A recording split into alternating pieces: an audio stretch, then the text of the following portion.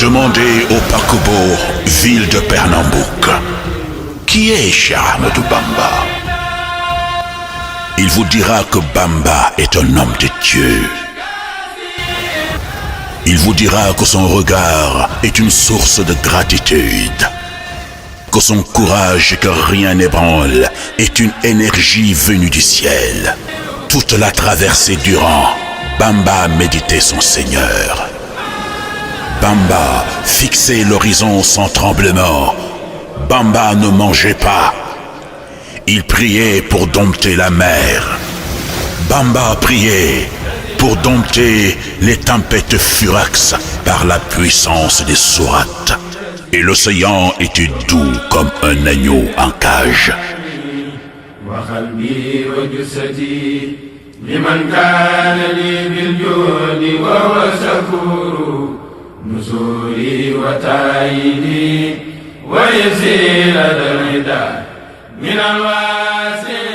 L'ange Djibril lui transmit le message de son Seigneur. Bamba pria sur la mer.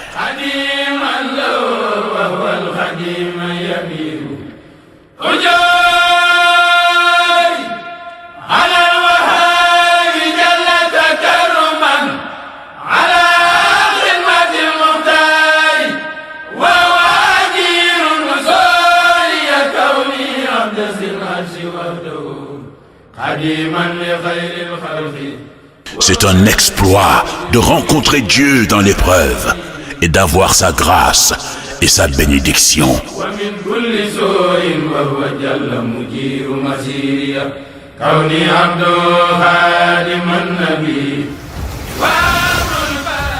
Demandez au paquebot qui est Cheikh Ahmadou Bamba. Il vous dira que Bamba est un homme de Dieu. Car pour le salut des naufragés du monde, Bamba a parlé aux eaux voraces de l'Atlantique qui ont avalé des navires entiers, englouti des pirogues sans armes. Il vous dira que Bamba a rencontré Dieu dans le secret des trésors spirituels de la mer.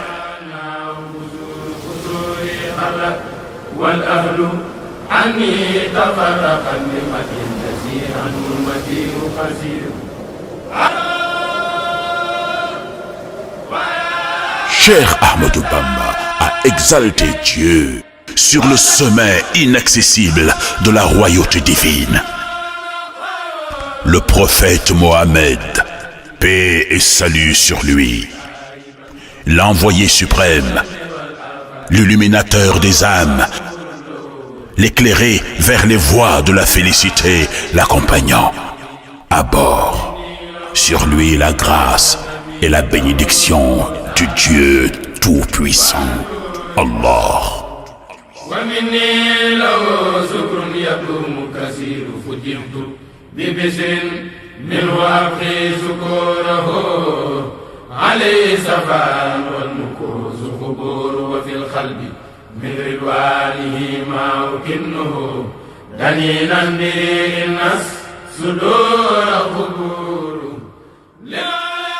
Demandez à la montagne sainte qui est Bamba. Elle vous dira que Bamba est un homme de Dieu. 12 tireurs ont attenté à sa vie, mais ont tous péri, sans un seul geste de sa main, et qui pourtant sauve et bénit. Jai Bamba.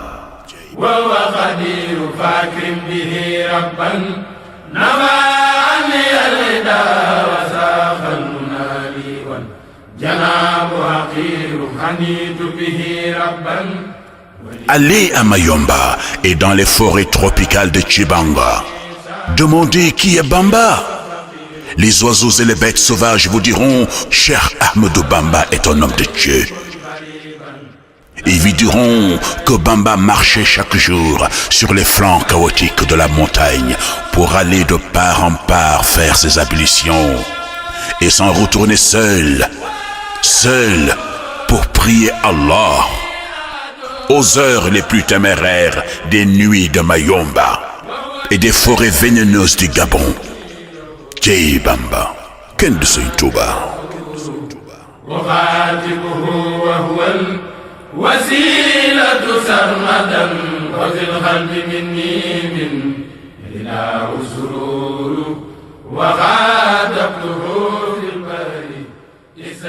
Allez demander à Bromdar qui est Bamba. Bromdar vous dira que Bamba est plus qu'un homme de Dieu. Bromdar vous dira que Cheikh Ahmadou Bamba est un don du ciel.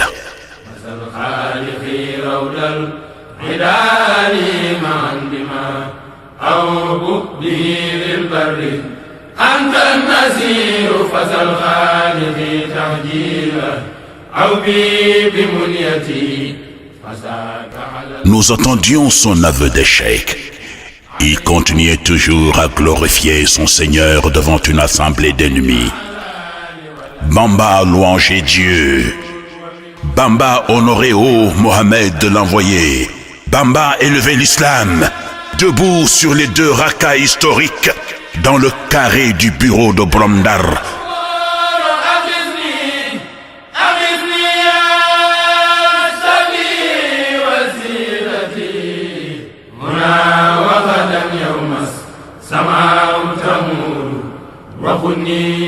Et Bromdar rougit de colère et de haine. Les ennemis tremblèrent.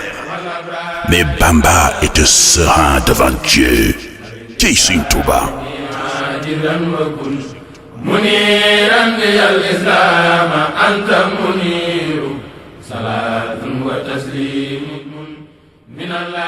Gloire à toi, lumière des cœurs mourides.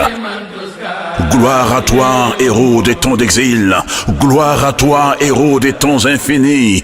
Gloire à toi, Bamba, le héros de la mission divine.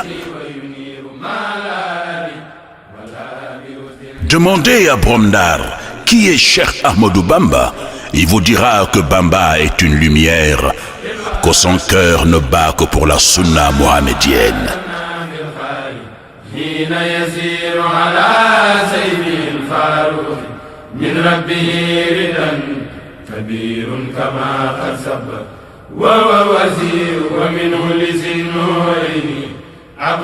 Bamba ne reconnaît pas ce Bromdar. Le seul et unique Bromdar, c'est celui qui lui vaut cette mission divine, à qui il a voué toute sa vie. C'est Allah, le puissant, le dominateur suprême, le conquérant, le juge, l'arbitre, le lognanime, le très-haut, le gardien, le témoin, le maître des cieux et des terres, des forêts et des mers. C'est le créateur des vivants et des choses sans vie, l'unique et seul maître de l'univers, Allah.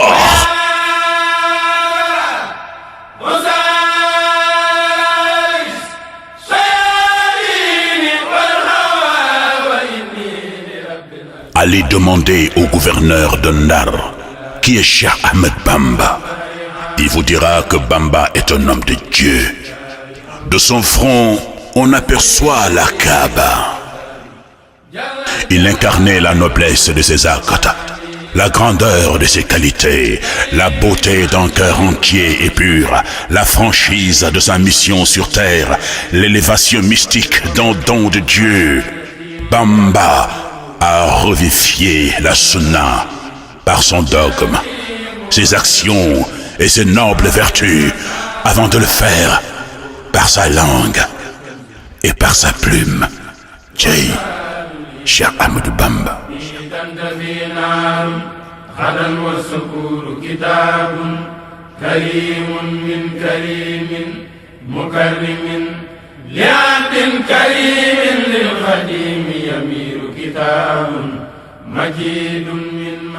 Ô Khadimul Rasoul, c'est à Beytoul Rasoul que tu reçus le béni des bénis, Mohammed, l'élevé, le magnifique.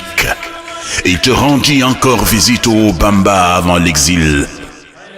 Et aujourd'hui, Masalikul Jinan sort des terres de Ndakaaru pour marquer le souvenir de tant d'années de persécution. Jey Sëñ Tuuba. على من بي قد جاء أنا منه منزلا صلاة تقيني سوء حيث أسير